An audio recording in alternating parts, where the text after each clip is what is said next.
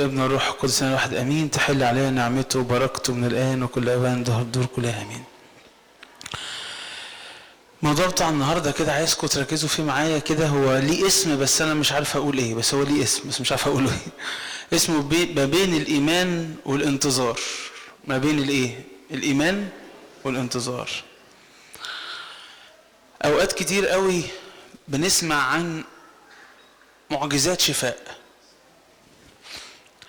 واوقات كتير قوي ببقى انا مستني من ربنا ايده ومستني من ربنا انه يعمل معايا معجزه، بس بالطول قوي وممكن ما تتمش. فانت بتسمع عن ربنا الشافي، بتسمع عن ربنا اللي بيغير بسرعه وبيشفي، يعني بيشفي، لكن في نفس الوقت لما انت بتطلب منه الحاجه دي اوقات كتير قوي بتلاقي الشفاء مش موجود. فعشان كده عايز اكلمكم عن ما بين الايمان والانتظار. ازاي اكون عندي الايمان ده وفي نفس الوقت في حاجه اسمها الانتظار في الايمان ده. ازاي استحمله وسط ضغوط الدنيا دي؟ ازاي استحمل اي الم او ضغط او ضعف او وجع بغض النظر عن طول الوقت لكن يكون في ايمان. هناخد مع بعض النهارده معجزتين تموا ورا بعض وعايزكم تركزوا معايا فيها. معجزه اقامه ابنه ييروس والمراه نازفه الدم. هنقرا مع بعض كده انجيل مرقس اصحاح 5 ايه 21. اللي معاه يعني موبايل او حاجه لو عايز يقرا كده الكلام يقرا. بيقول الكتاب المقدس ايه وعايزين تركزوا معايا قوي. وخلي بالكم احنا الفترة اللي جاية في الكنيسة بيبقى فيه سر مسحة المرضى وبنحضر كلنا القنديل ويبقى كل الصلوات الليتورجية فيها شفاء شفاء شفاء. فأنا عايز أعرف إزاي أنا بقى أشفى وفي نفس الوقت يكون عندي انتظار لو الشفاء أو عدم الشفاء ده طال جدا لحد ما يوصل للشفاء الحقيقي. بيقول الكتاب في مرقس 5 آية 21 بيقول لما اجتاز يسوع في السفينة أيضا العبر اجتمع إليه جمع كثير، وكان عند البحر إذ واحد من رؤساء المجمع اسمه ييروس جاء، لما رآه خر عند قدميه وطلب إليه كثيرا قائلا ابنتي الصغيرة على آخر نسمة ليتك تأتي وتضع يدك عليها لتشفى فتحيا. فمضى معه وتبعه جمع كثير وكانوا يزحمونه. قبل ما اكمل الباقي الاصحاح بيقول الكتاب ان ييروس ده جاء، ولما جاله عمل ايه عند المسيح؟ خر وسجد قدامه. ياما مننا ناس بنبقى مستنيين يسوع يمر في حياتنا، واول ما يجي بنروح مقدمين له السجود والعباده وبنقول له ايه؟ بيقول لك وطلب اليه كثيرا. بطلب منك كتير قوي وبقول لك ابنتي الصغيره على اخر نسمه. مش بس انا بطلب منك بقول ابنتي الصغيره، انا ساعات بقول لك يا رب انا جبت اخري. كم واحد بيقول الجمله دي؟ كتير. انا بطلب منك كتير وبقول لك انا على اخري، انا على اخر نسمه. طلبت منك كثيرا وبقول لك انا على اخر نسمه. ومش بقول لك تعالى بس، بقول لك ليتك تاتي. اتمنى تيجي، انا اتمنى تيجي وتخلصني من ده، ان انا على الاخر. ليتك تأتي وتضع يدك عليها لتشفى فتحيا. بيبقى كل صلواتك بتقول لربنا يا ريتك تيجي، انا خلاص بقيت على الاخر، انا مش في الهزيع الرابع ده، انا عديته، انا على الاخر، على اخر نسمة. ليتك تأتي. صلوة الواحد بيصليها بإيمان عشان ينول شفاء او يحس بان يد ربنا معاه. فمضى معه، فربنا استجاب لطلبك واستجاب لطلبي ومشي معايا. لكن تعالوا شوف المعطلات اللي ممكن يحطها لك ابليس ويسمح بيها الله خلي بالك، يسمح بيها الله علشان ايمانك يزيد. ركزوا معايا. فمضى معه، بس وهو ماشي معاه تبعوا جمعا كثير وكانوا يزحمونه. من ضمن معطلات الشفاء في حياتي وحياتك ان في ناس كتير قوي ممكن يزحموك وانت ماشي مع المسيح.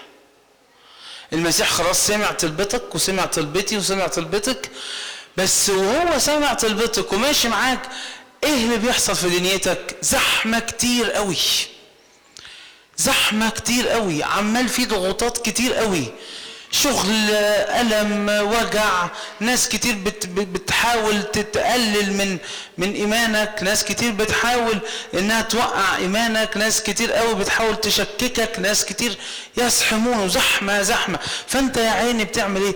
عمال تعافر كده عشان تبقى جنب المسيح، عمال تعافر كده عشان تبقى جنب المسيح، عمال تعافر عشان تبقى جنب المسيح، والمسيح عارف إن هو ماشي معاك عشان يروح يعمل إيه؟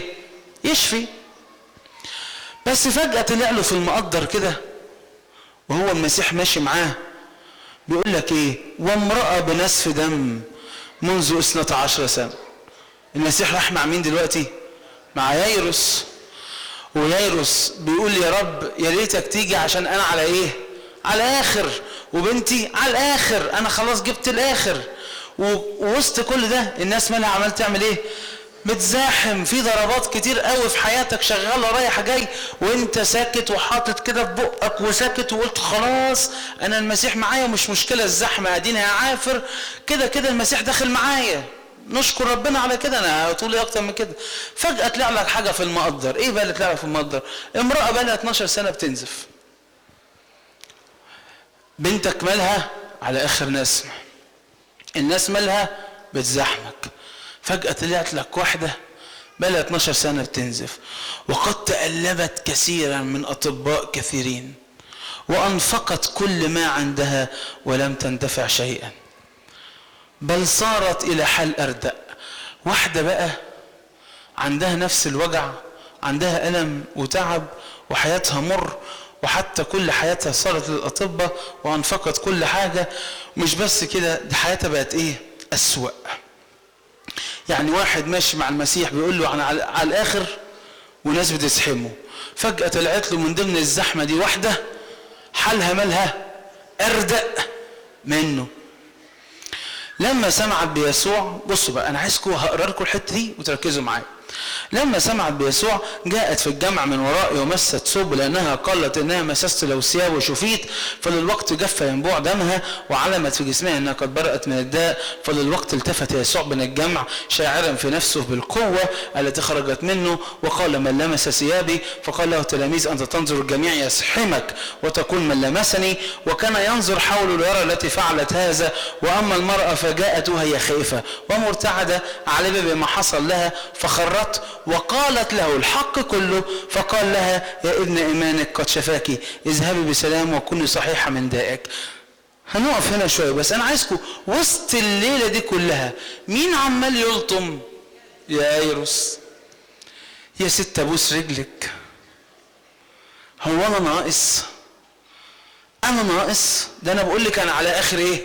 نسمة. بقى أنت مستنية 12 سنة مش قادرة تستني شوية دقايق المسيح يجي يخش بيتي ويخلصني من التعب في بنتي ده وارتاح؟ يعني انت مستنية 12 سنة وفرقت معاكي اول دقيقتين اللي هيمشي فيهم معايا خلاص قفلت. عايز اقول لك على حاجة من ضمن بين الايمان والانتظار. في وسط ما انت منتظر والمسيح معاك، عايز اقول لك ان في ناس تانية عمالة تعمل ايه معاه؟ تطلبه. يا ترى انت باصص لهم بأنهي عين؟ مش وقتكم؟ انا اولى، انا احسن، انا اللي تعبان اكتر، انت بقالك كتير ما جاتش على دلوقتي، ما تستني شوية، ما تمشي معانا في الزحمة. لكن عايز اقول لكم ان في الوسط ده يسوع كان شايف ان يايروس ماله متألم. لكن مش بس كده، بصوا اللي حصل ايه.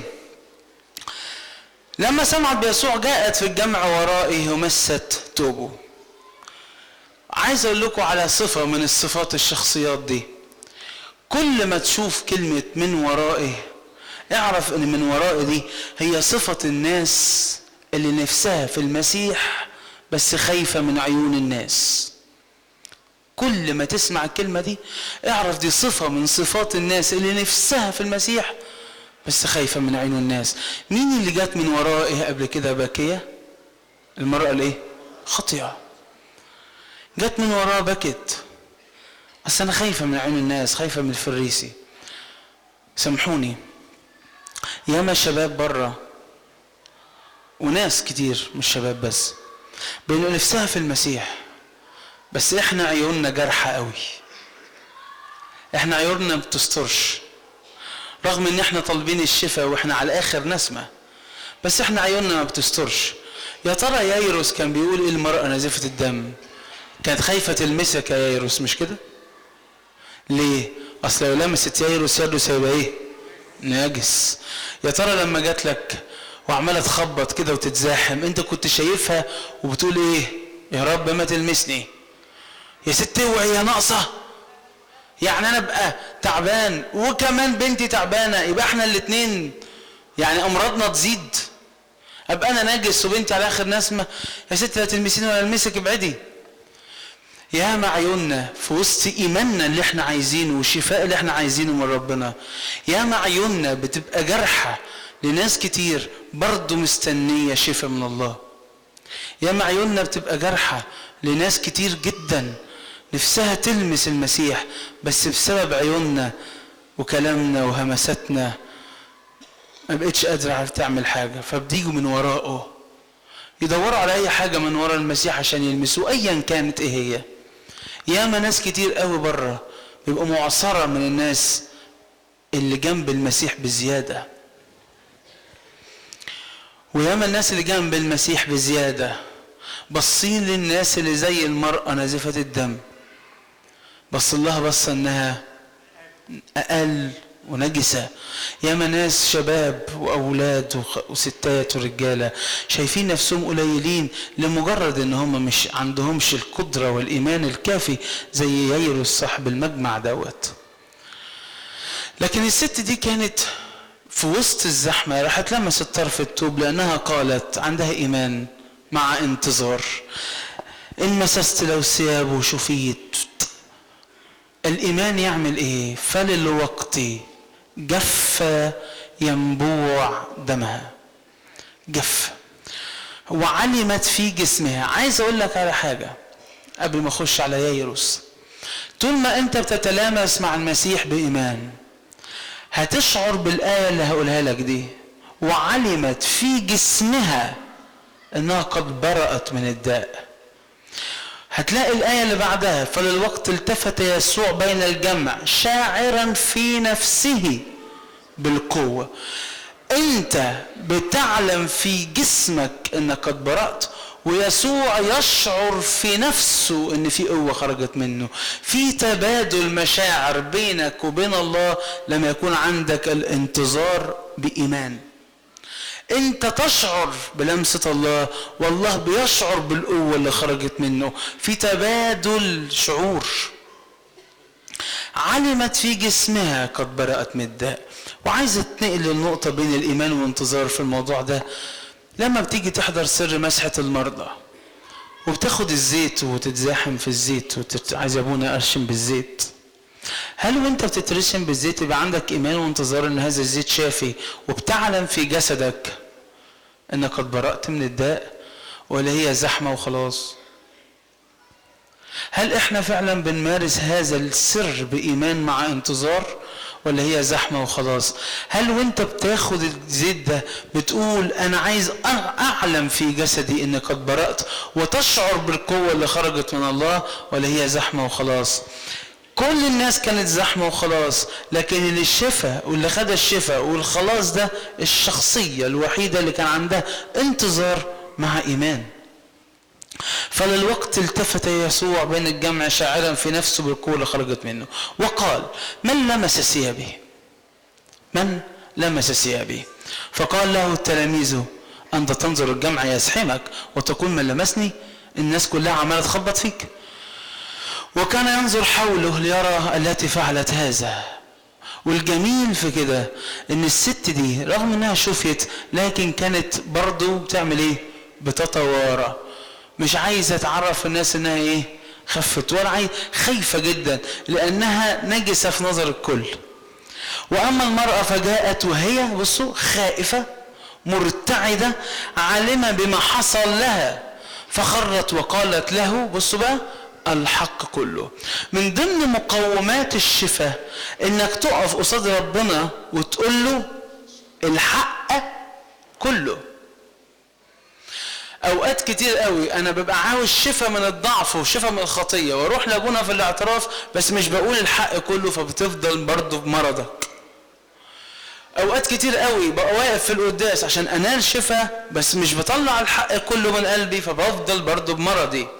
اوقات كتير قوي احضر سر مسحه المرضى واتزاحم في الزيت عشان اخد الزيت وابقى حضرت الموسم والموسم كامل بتمام وبقيت الحمد لله اترشمنا بالزيت، لكن انا ما بقولش الحق كله اثناء الصلاه فبفضل برضه في مرضي. الست دي كانت شاطره لان الايمان مع الانتظار خلاها تقول الحق كله، واللي بتقول الحق كله بتنال كل الشفاء. حتى لو كان لسه فيك ضعف بتشعر بالقوه اللي ربنا اداها لك والحق اللي بيخرج منك قدام ربنا، فبتشعر بصفاء وراحه وسلام.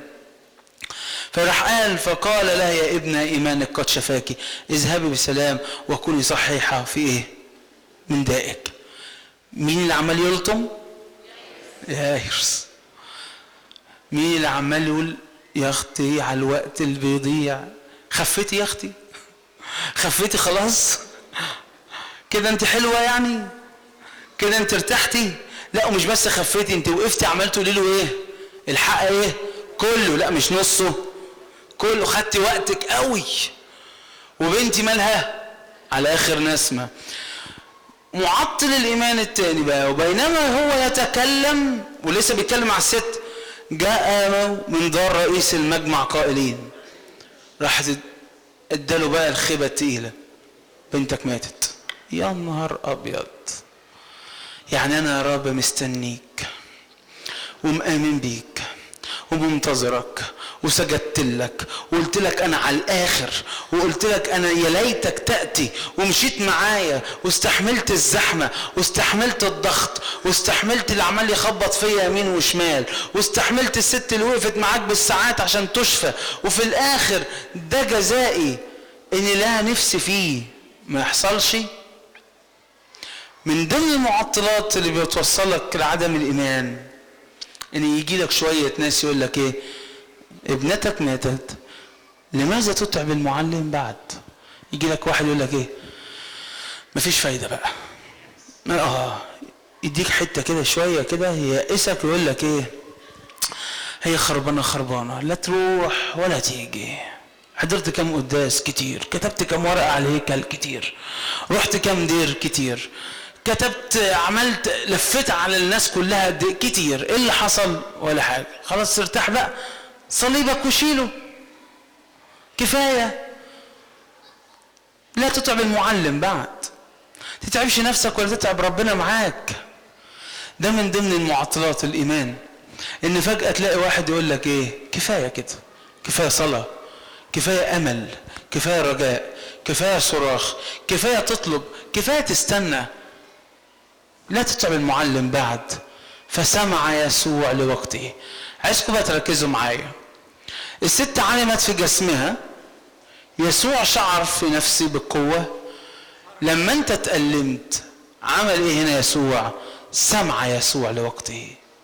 لازم تعرف ان اول ما حد يعطل ايمانك وألمك ويبقى من جواك ألم، لازم تصدق الآية دي، فسمع يسوع لوقته.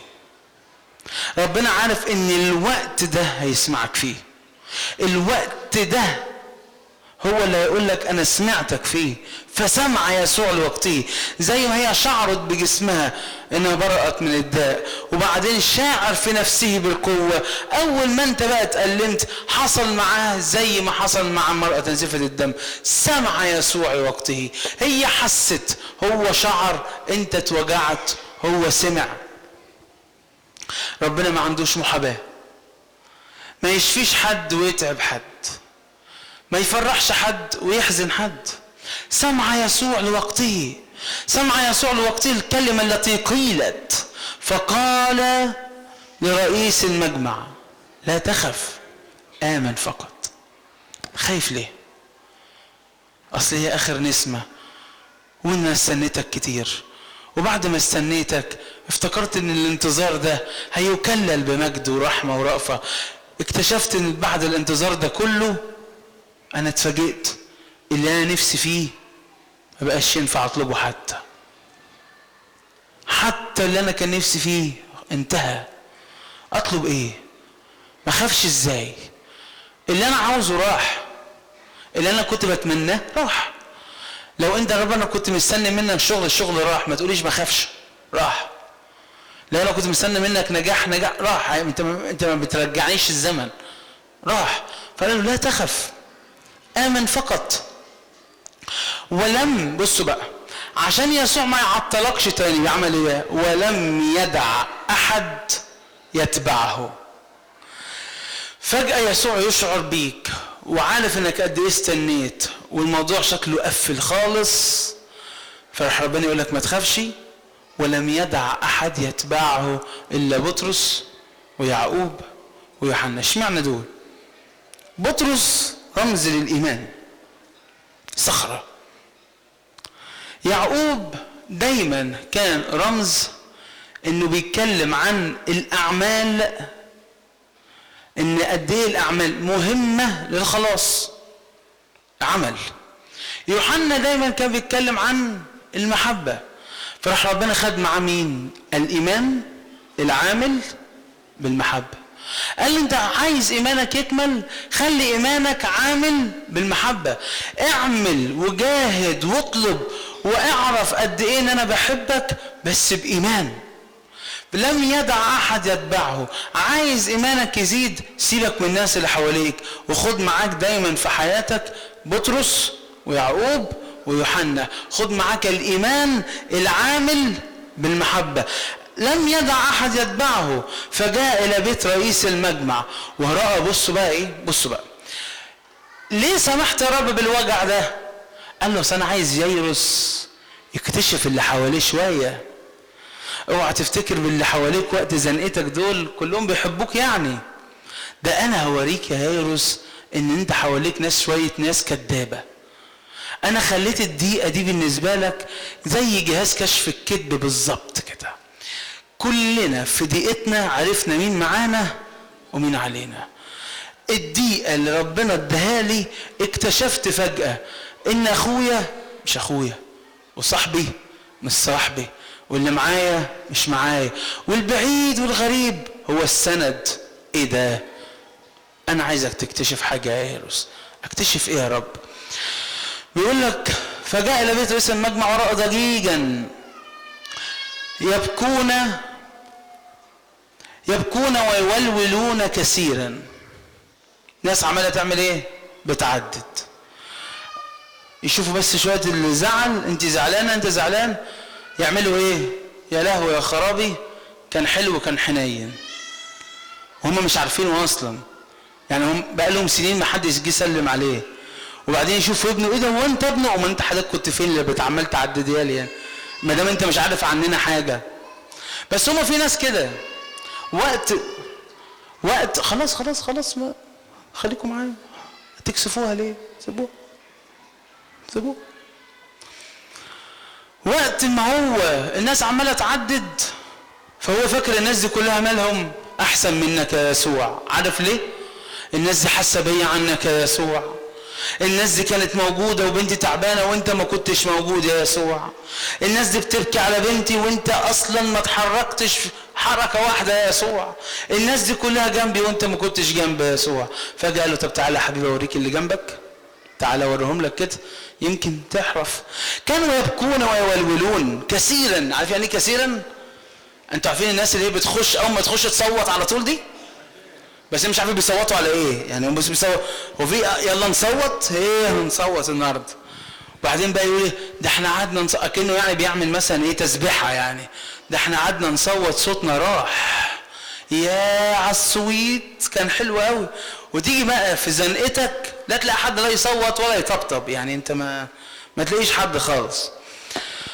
فدخل وقال لهم، قال لهم كلمتين فيهم ايمان: لماذا تضجون وتبكون؟ لم تمت الصبية لكنها نائمة. بص بقى عملوا ايه؟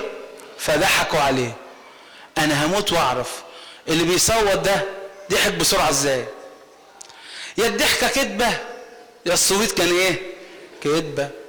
تعالى يا يايروس، انا عارف ليه اتأخرت عليك يا يايروس، انا عارف ليه طولت مع المرأة نازفة الدم اللي بقالها 12 سنة وانت قاعد تلطم وتقول انا بشوف بعيني ربنا بيشفي ناس ويحرر ناس ويغير ناس، ويجي عندنا بقى كده يوقف العمل. يعني هو عندك خيار وفقوس؟ ده انا اللي لقيتك قبل نازفة الدم، ده انا اللي جبتك من على البحر وقلت لك، ده هي ما قالتلكش كلمة حتى. قال له طب تعالى انا اقول لك ليه انا طولت عليك.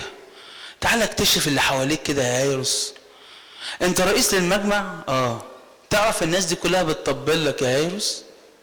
تعرف الناس دي ما بتحبكش لشخصك يا يايروس؟ تعرف الناس دي بتحبك عشان مركزك بس يا يايروس؟ وتعرف انا بحبك ليه انا بقى يا يايروس؟ عشان انت بس ابني، وانت وحش، وانت مالكش لازمه، وانت حتى لا رئيس مجمع ولا حتى يعني رئيس ميكروباصات العاشر من رمضان، ولا ليك اي لازمه يعني، ولا ليك لازمه. انا بحبك. لكن تعالوا شوفوا دول، عمل يا لهوي بنت يايروس، يا رئيس المجمع يا حنين، يا رئيس المجمع اللي كنت بتدينا ده انت بيتك مفتوح يا رئيس المجمع. طب دي ما ماتتش، دي نايمه. عملوا ايه؟ ضحكوا. تعالى اوريك الزيف اللي في حياتك يا يايروس. كنت مسنود على الناس يا يايروس، كنت مسنود على اللي حواليك يا يايروس، كنت شايف الناس اللي حواليك بيحبوك عشان انت بس رئيس المجمع. تعرف انت لو واحد عادي ولا هيعبروك. بس تعالى اوريك انت ايه بالنسبه للناس وانت ايه بالنسبه ليا. الدقيقه وطول الانتظار بيكشف لك اللي حواليك ويكشف لك نفسك. ليه يا رب عملت كده في ايوب؟ اصل كنت عايز اكشف له نفسه واكشف له اصحابه اللي هو كان عمال يعزمهم رايح جاي ويحس نفسه ان هو بيعمل لهم خير. في الدقيقه يا ايوب انت كشفت اللي حواليك كلهم، وفي الدقيقه انت عرفت ربنا برضه. في الدقيقه انت شفت قد ايه اللي حواليك كانوا كذابين وغشاشين. انا قلت في حيرتي ان كل الناس كاذبون. دول عمالين يولولوا، وفجاه راح اول ما قال كلمه ايمان بقوا ايه؟ يضحكوا. راح ربنا عمل ايه؟ ولا اتكلم. اما هو بصوا بقى يسوع وسلطانه قبل ما يديك ايمانك وانتظارك وقبل ما يديك اللي انت عايزه، عمل جليل وعظيم ليايروس. عمل ايه؟ اما هو فاخرج الجميع. في ناس مش هتتم الشفاء في حياتها غير لما كل الكذابين اللي في حياتك اللي انت مسنود عليهم لازم يسوع يخرجهم من حياتك الاول. فاخرج الجميع. انا بقى عايز يا رب قبل الشفاء انك تخرج كل معطل في حياتي للايمان. تخرج الجميع، تخرج الشخص الكذاب، تخرج الكلمة الكذابة، تخرج الطبطبة الكذابة، تخرج التعزية الكذابة، تخرج الكلام الروحي الكذاب. ده ساعات الناس تضحك عليا بكلام روحي ويقولوا لي كلام روحي وهو مش منك، هو مش منك ولا انت بعته، بس هم بيقولوه سد خانة. يعني تيجي تبكي يقول لك ما تبكيش ربنا يزعل منك. ما تعرفش ان ربنا بيزعل معاك في كل ضيقاتهم. ماله؟ تضايق. ساعات ناس كتير توهمنا باشياء كتير روحيه مش من ربنا علشان بس يبانوا ان هم كويسين. لكن ربنا قال له بص يا يايروس، انا عايز اعلمك حاجه، انا عايز اخرج الجميع من حواليك. انا عايز ما يبقاش في القعده غير حاجه واحده بس: واخذ أبا الصبية وأمها والذين معه. أنا عايزك أنت وأنا وإيه كمان؟ والإيمان العامل بالمحبة، عشان تشوف الشفاء. مش هتنفع وسط الناس اللي حواليك اللي انت مسنود عليهم عشان انت راجل عالي وكبير والناس تبقى جامدة كبير عليك. طب بعد الشر عنكم لما الواحد مثلا يبقى غني ويحصل له موتة، ويفرش الشارع كله اسوان كبير، والناس تبقى كده، ده مين ده؟